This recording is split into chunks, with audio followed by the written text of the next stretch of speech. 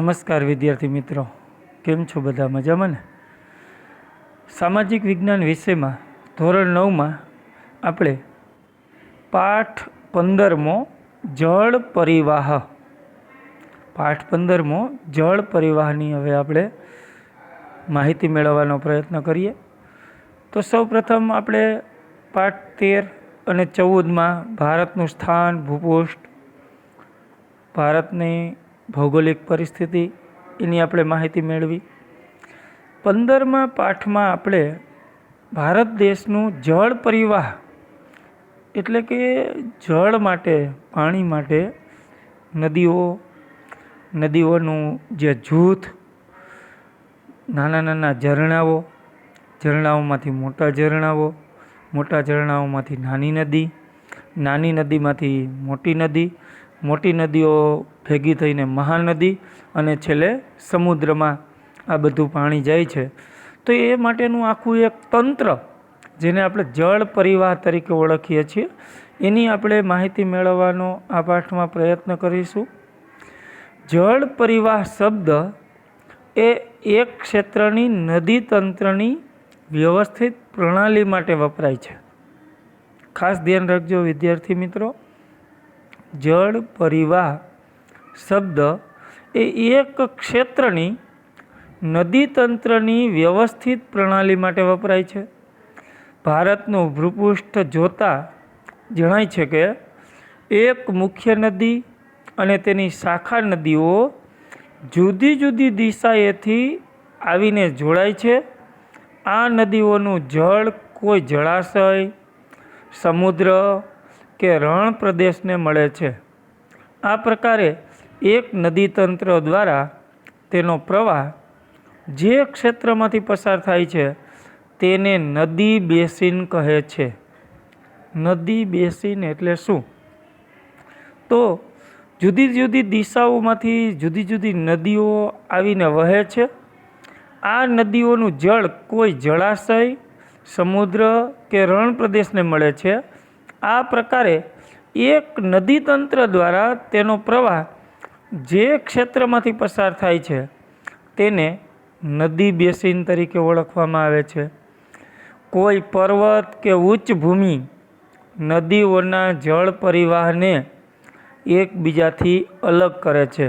તમે બધા જ જાણો છો, જે નીચેના તમને ચિત્રમાં તમને જોવા મળે છે કે વચ્ચે લખ્યું છે જળ વિભાજક. તો જે જળ વિભાજક છે એ જળ વિભાજક ઊંચાણવાળા ભાગમાંથી અમુક નદીઓના વહેણ પેલી બાજુ જાય છે અને બીજી નદીઓના વહેણ બીજી બાજુ જાય છે.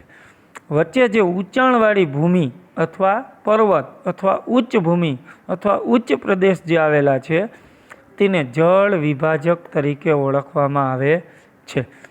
હવે આટલું જાણવું ગમશે. વિશ્વમાં સૌથી મોટો નદી બેસિન એમેઝોન નદીનો છે.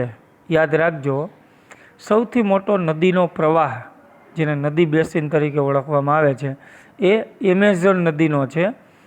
ભારતમાં સૌથી મોટો નદી બેસિન એ ગંગા નદીનો છે. વિશ્વમાં સૌથી મોટો એમેઝોન નદી વિશ્વની સૌથી મોટી જળ પરિવાહ ધરાવતી નદીનો પ્રવાહ છે. જ્યારે ભારતની વાત કરીએ તો ભારતનો સૌથી મોટો નદી પ્રવાહ એ ગંગા નદીનો પ્રવાહ છે. હવે ભારતનો જળ પરિવાહ, આપણે આગલા ટોપિક પર જઈએ તો ભારતનો જળ પરિવાહ. તો ભારતના જળ પરિવાહની રચના ભૌગોલિક રચનાના આધારે કરવામાં આવે છે.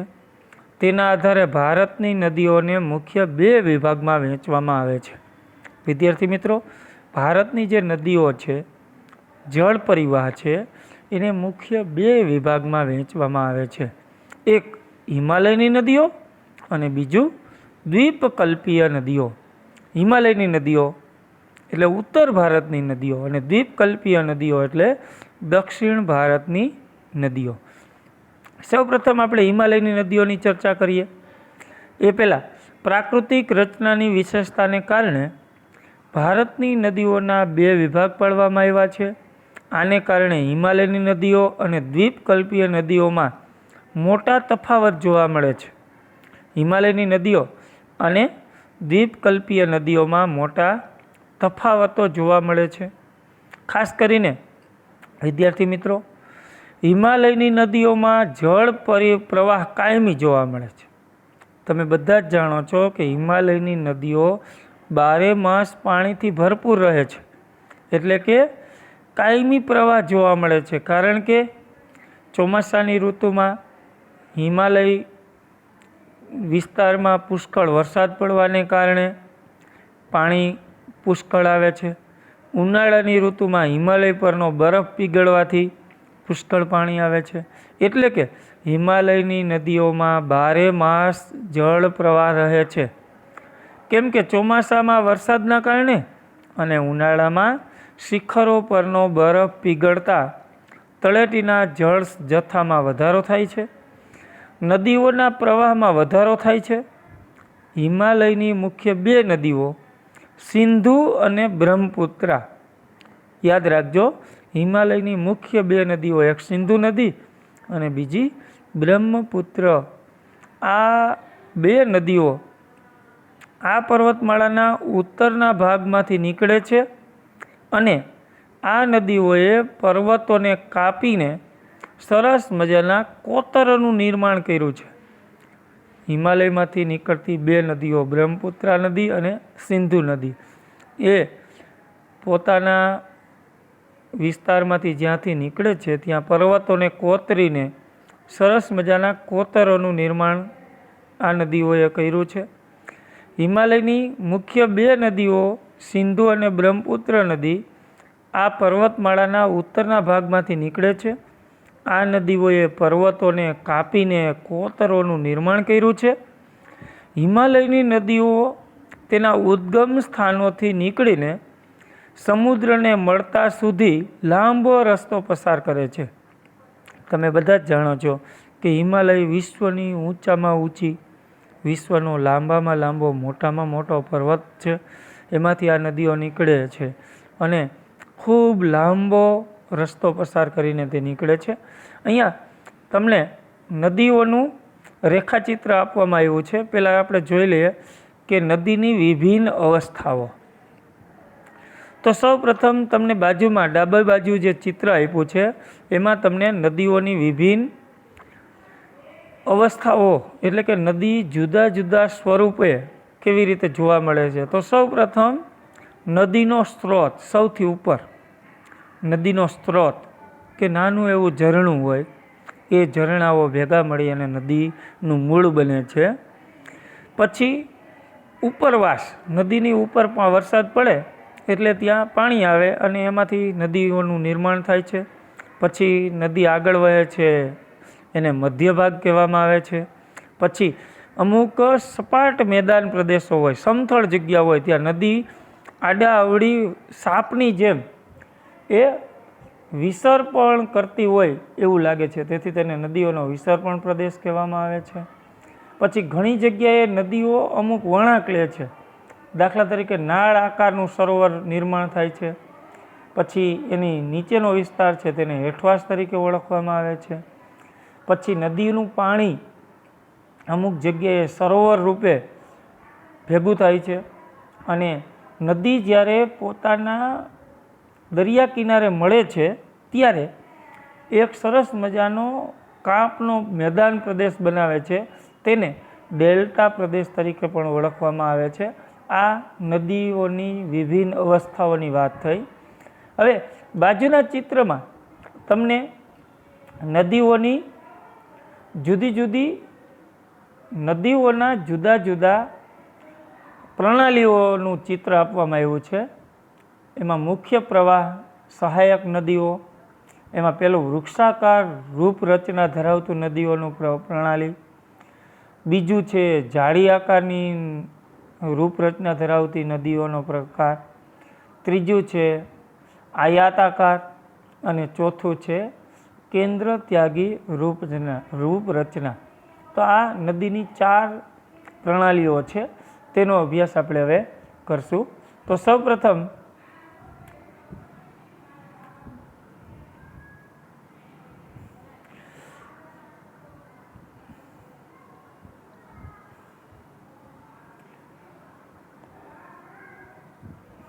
નદી પરિવાહની 3 અવસ્થા આપણે હવે ચર્ચા કરવાની છે. નદીઓના પ્રવાહની મુખ્ય 3 અવસ્થા, એમાં ઉપરવાસ, મધ્ય ભાગ અને હેઠવાસ. સૌ પ્રથમ આપણે જોઈએ તો નદીઓની પરિવાહની 3 અવસ્થામાં પહેલું સૌ પ્રથમ આવે છે ઉપરવાસ. તમે બધા જ જાણો છો કે નદી જ્યાંથી શરૂ થતી હોય, ઘણી વખત તમે એવા શબ્દો સાંભળો છો કે રાજકોટ સિટીમાં આપણે રહેતા હોય તો રાજકોટની આજી નદી છે, ન્યારી નદી છે, આ બધી નદીઓમાં પૂર આવે, પુષ્કળ પાણી આવે, જ્યારે રાજકોટમાં કંઈ હોતું નથી. આપણે અહીંયા તડકો હોય છે અને છતાં નદીઓમાં પુષ્કળ પાણી આવે. તમને એમ થાય કે આવું કેમ બનતું હશે? તો એનું મુખ્ય કારણ છે ઉપરવાસ. નદી જ્યાંથી શરૂ થતી હોય એ વિસ્તારોની અંદર પુષ્કળ વરસાદ પડે, નાના નાના ઝરણાઓ મળીને એક નાની નદી બને, નાની નદીઓ મળીને મોટી નદી બને, અને એ પછી પાણી મોટી નદીમાં આવે અને આપણી સુધી તે પાણી આવે. તેને ઉપરવાસ તરીકે ઓળખવામાં આવે છે. ખાસ કરીને ઉપરવાસ એટલે કે નદી જ્યારે પર્વતીય ક્ષેત્રોમાંથી નીકળે છે ત્યારે ત્યાં તીવ્ર ઘસારણ કરે છે. નદી ઉપરવાસમાં નીકળે ત્યાં પર્વતીય વિસ્તારો હોય તો ત્યાં તીવ્ર ઘસારણ થાય છે. અહીંથી પોતાની સાથે પુષ્કળ પ્રમાણમાં રેતી અને કાંપ વહાવી જાય છે. મધ્ય તથા હેઠવાસમાં નદીઓનો પ્રવાહ ધીમો પડે છે. અહીં તેઓનું અપવહન વિસર્પી એટલે કે સર્પાકાર જોવા મળે છે. નદીઓના વિસર્પણને કારણે તથા પૂરના પ્રભાવથી મેદાનોમાં ઘોડાની નાળ જેવા નાળ આકાર સરોવર રચાય છે. મુખ્ય પ્રદેશ આગળ નદી અનેક શાખાઓમાં વિભાજિત થાય છે. કાળક્રમે આ વિભાજિત ભાગ ત્રિકોણ આ આકારના અતિશય રસાળ ફળદ્રુપ ભાગમાં રૂપાંતરણ પામે છે, જેને ડેલ્ટા પ્રદેશ તરીકે ઓળખવામાં આવે છે, જે આપણે આગલા ચિત્રમાં તમને સમજાવ્યું. હવે દ્વીપકલ્પીય નદીઓની વાત કરીએ આપણે તો દ્વીપકલ્પીય નદીઓ મોસમી છે, એટલે કે ચોમાસાની ઋતુમાં ભરપૂર પાણી આવે છે, પરંતુ ઉનાળાની ઋતુમાં પાણી ડૂકી જાય છે, એટલે કે સુકાઈ જાય છે. કારણ કે તેના જળ જથ્થો માત્ર વરસાદ પર આધારિત હોય છે. વરસાદની ઋતુમાં પુષ્કળ પાણી આવે, પરંતુ વરસાદ સિવાયની ઋતુમાં એ શુષ્ક ઋતુ દરમિયાન તેનો પ્રવાહ ઘટી જાય છે અથવા બંધ પણ થઈ જાય છે. હિમાલયની નદીઓની સરખામણીમાં આ નદીઓની લંબાઈ પણ ઓછી છે, તેમજ આ નદીઓ છીછરી છે. ભારતની પ્રાકૃતિક રચના તેમજ પહાડોના ઢોળાવોના કારણે મોટા ભાગની દ્વીપકલ્પીય નદીઓ પશ્ચિમ ઘાટમાંથી નીકળી પૂર્વ તરફ વહી બંગાળાની ખાડીને મળે છે. દ્વીપકલ્પીય નદીઓ માટે પશ્ચિમ ઘાટ એ મુખ્ય જળ વિભાજક બને છે. પશ્ચિમ ઘાટ છે એ મુખ્ય જળ વિભાજક છે. ત્યાંથી એ પશ્ચિમ તરફ નદીઓ વહે છે. હવે આટલું જાણવું ગમશે વિદ્યાર્થી મિત્રો. તમે તમારી સ્ક્રીન પર જોઈ શકો છો જળ પરિવાહની ગોઠવણી. તો મુખ્ય નદી અને તેની શાખા નદીઓની ગોઠવણીથી એક વૃક્ષ ડાળીઓ જેવું સુંદર રચના થાય, તેને વૃક્ષાકાર નદી રચના તરીકે ઓળખવામાં આવે છે, જેને વૃક્ષાકાર પ્રણાલી તરીકે ઓળખવામાં આવે છે. બીજું, જાળી આકાર પ્રણાલી. પર્વતીય પ્રદેશમાંથી નીકળતા ઝરણા પહાડી ઢોળાવને કારણે એકબીજાને મળે છે, ત્યારે તેની રૂપરચના જાળી આકારની બને છે. તેમણે જેમ કે હિમાલયના ઢોળાવો પરથી નીકળતા અનેક ઝરણા આખું જાળીની જેમ ગૂંથાયેલું હોય છે, તેને જાળી આકારની નદી પ્રવાહ પ્રણાલી તરીકે ઓળખવામાં આવે છે. ત્રીજું, આયાતાકાર પ્રણાલી. તો આયાતાકાર પ્રણાલી એટલે મુખ્ય નદી અને શાખા નદીઓ એકબીજાને કાટખૂણે મળતી હોય તો આ નદી રૂપરચનાને આયાતાકાર રચના કહેવામાં આવે છે. મોટા ભાગે ફાટ ખીણમાંથી વહેતી નદીઓ આ પ્રકારની રૂપરચના ધરાવે છે, જેમ કે નર્મદા નદી. જેવી રીતે મકાનનું ચણતર થયું હોય પરંતુ એનું પ્લાસ્ટર ન થયું હોય, પછી તમને જે ઈંટાની આખી ડિઝાઇન દેખાય છે આયાતાકાર, એટલે કે એકબીજી ચોરસ અને લંબચોરસ કાટખૂણે એ મળતી હોય એવી જળ પ્રવાહ પ્રણાલીને આયતાકાર પ્રણાલી કહેવામાં આવે છે. અને ચોથું એટલે કે કેન્દ્ર ત્યાગી પર્વતાકાર પ્રણાલી. પર્વતીય વિસ્તારોમાં એક પર્વતની ચારે બાજુથી ઝરણા નીકળી ચારે બાજુ નદી રૂપરચના બનાવતા હોય તેને પર્વતાકાર નદી રૂપરચના તરીકે ઓળખવામાં આવે છે. જેમ કે સૌરાષ્ટ્રની નદીઓ જે છે એ આ પ્રકારની નદી પ્રવાહ પ્રણાલી ધરાવે છે. તો અહીંયા આપણે નદીના જુદા જુદા 4 પ્રકારની વાત કરી. હવે આપણે હિમાલયની નદીઓની વાત કરવાની છે. તો એ પહેલાં તમને જે નકશો દેખાય છે એ નકશાની અંદર જુદી જુદી ભારતની નદીઓ જે તમને આછા બ્લુ રંગથી દેખાય છે એ જુદી જુદી નદીઓનો વ્યવસ્થિત તમે અભ્યાસ કરી લેજો. સાથે સાથે હું તમને હોમવર્કમાં પણ નકશો આપીશ. હવે ભારત મુખ્ય નદીઓ અને સરોવરોનો આ નકશો છે એનો વ્યવસ્થિત અભ્યાસ કરી લેજો. ત્યાર પછી હવેનો ટોપિક છે હિમાલયની નદીઓ. ભારતની નદીઓને મુખ્ય 2 વિભાગમાં વહેંચવામાં આવે છે. એમાં પહેલું હિમાલયની નદીઓ અને બીજું દ્વીપકલ્પીય એટલે કે દક્ષિણ ભારતની નદીઓ. તો સૌપ્રથમ આપણે હિમાલયની નદીઓની વાત કરીએ. વિદ્યાર્થી મિત્રો, હિમાલયની મુખ્ય નદીઓ જેમાં સિંધુ, ગંગા, બ્રહ્મપુત્ર એ હિમાલયમાંથી નીકળતી મુખ્ય નદીઓ છે. આ નદીઓ લાંબી તેમજ અનેક શાખા નદીઓ તેમને મળે છે. હિમાલયની નદીઓ ખૂબ લાંબી છે અને અનેક શાખા નદીઓ તેને મળે છે. કોઈ એક મોટી નદી તથા તેની શાખા નદીઓ એકબીજાને મળે ત્યારે જે સ્વરૂપ રચાય છે તેને જળ પરિવાહ પ્રણાલી કહેવામાં આવે છે. ખાસ યાદ રાખજો વિદ્યાર્થી મિત્રો, એક શાખા નદીને જ્યારે બીજી નદીઓની શાખાઓ મળે છે અને ત્યારે જે રચાય છે સ્વરૂપ રચાય છે તેને જળ પરિવાહ પ્રણાલી તરીકે ઓળખવામાં આવે છે. અહીંયા આપણે હિમાલયની જુદી જુદી નદીઓની પ્રણાલીઓનો આપણે અભ્યાસ કરવાનો છે. એમાં સૌ પ્રથમ આવે છે સિંધુ નદી પ્રણાલી. વિદ્યાર્થી મિત્રો, ઉત્તર ભારતની સૌથી મોટી નદી પ્રણાલી કોઈ હોય તો તે સિંધુ નદી છે. સિંધુ નદીનું ઉદ્ગમ સ્થાન એટલે કે સિંધુ નદીનું મૂળ તિબ્બતમાં આવેલા માનસરોવરની નજીક છે. પ્રથમ તે પશ્ચિમમાં વહી ઉત્તરે પશ્ચિમ તરફ ગતિ કરે છે. આમ તે લદ્દાખ અને કેન્દ્ર શાસિત પ્રદેશના લેહ જિલ્લામાં પ્રવેશ કરે છે. અહીં તેણે દુર્ગમ કોતરોનું નિર્માણ કર્યું છે. અહીં તેને જાસ્કર, નુબ્રા, શ્યોક તથા ઊંઝા જેવી નદીઓ મળે છે. સિંધુ નદી બાલ્ટિસ્તાન અને ગિલગિટ ક્ષેત્રમાં વહી અટક આગળ પર્વતીય ક્ષેત્રમાંથી બહાર નીકળે છે. સતલુજ, બિયાસ, રાવી, ચિનાબ અને જેલમ એ તેને મળતી શાખા નદીઓ છે. આ 5 નદીઓ પાકિસ્તાનના મિથાનકોટ પાસે સિંધુ નદીને મળે છે. આ બધી નદીઓનો સંયુક્ત પ્રવાહ દક્ષિણ તરફ વહી છેવટે પાકિસ્તાનમાં થઈને અરબ સાગરને મળે છે. આ નદી મેદાનની પ્રદેશમાં મંદ પ્રવાહે વહે છે.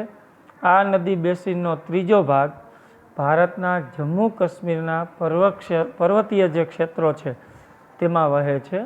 હવે સિંધુ નદી પ્રણાલી વિશે અમુક મહત્ત્વની બાબતો જે તમને પરીક્ષા માટે પણ ઉપયોગી છે, સાથે સાથે તમને ઘણી બધી જનરલ નોલેજ માટે પણ તે ઉપયોગી છે. તો સિંધુ નદી તંત્ર માટેની મહત્ત્વની બાબતો એના વિશે આટલું જાણવું ગમશે. એની વાત આપણે જોઈએ તો સિંધુ નદીની લંબાઈ લગભગ 2900 કિલોમીટર જેટલી છે. સિંધુ નદીના પાણીની વહેંચણી માટે ઈસવીસન 1960માં પાકિસ્તાન સાથે વહેંચણી કરાર કરવામાં આવ્યો છે અને તે અનુસાર સિંધુ નદીનું જળ જથ્થામાંથી માત્ર 20% જળનો ઉપયોગ આપણે એટલે કે ભારત કરી શકીએ છીએ. બાકીનું 80% પાકિસ્તાન તેનો ઉપયોગ કરે છે. સતલુજ, રાવી અને બિયાસના જળના ઉપયોગથી પંજાબ, હરિયાણા, રાજસ્થાનના દક્ષિણ પશ્ચિમ ક્ષેત્રોમાં સિંચાઈ શક્ય બની છે. તો અહીંયા આપણે સિંધુ નદી પ્રણાલીની ચર્ચા પૂરી કરીએ. ગંગા નદી પ્રણાલીનો વિસ્તારથી માહિતી આપણે આવતા પીરિયડથી મેળવીશું. વિદ્યાર્થી મિત્રો, અહીંયા તમારે જળ પરિવાહ એટલે શું, જળ પરિવાહ તંત્ર એટલે શું, જળ પરિવાહ પ્રણાલી એટલે શું અને ભારતની નદીઓને મુખ્ય કેટલા વિભાગમાં વહેંચવામાં આવી છે, ક્યાં ઉત્તર ભારતની નદીઓ અને દક્ષિણ ભારતની નદીઓમાં શું તફાવત જોવા મળે છે અને ભારતની સિંધુ નદી પ્રણાલી આ વિશે તમારે વ્યવસ્થિત વાંચી 2 વખત વિડીયો સાંભળી અને વ્યવસ્થિત પ્રશ્ન જવાબ તૈયાર કરવાના છે. હું તમને હોમવર્કમાં જે પ્રશ્નો આપું છું એ વ્યવસ્થિત રીતે તૈયાર કરી લેજો. અસ્તુ. જય ભારત.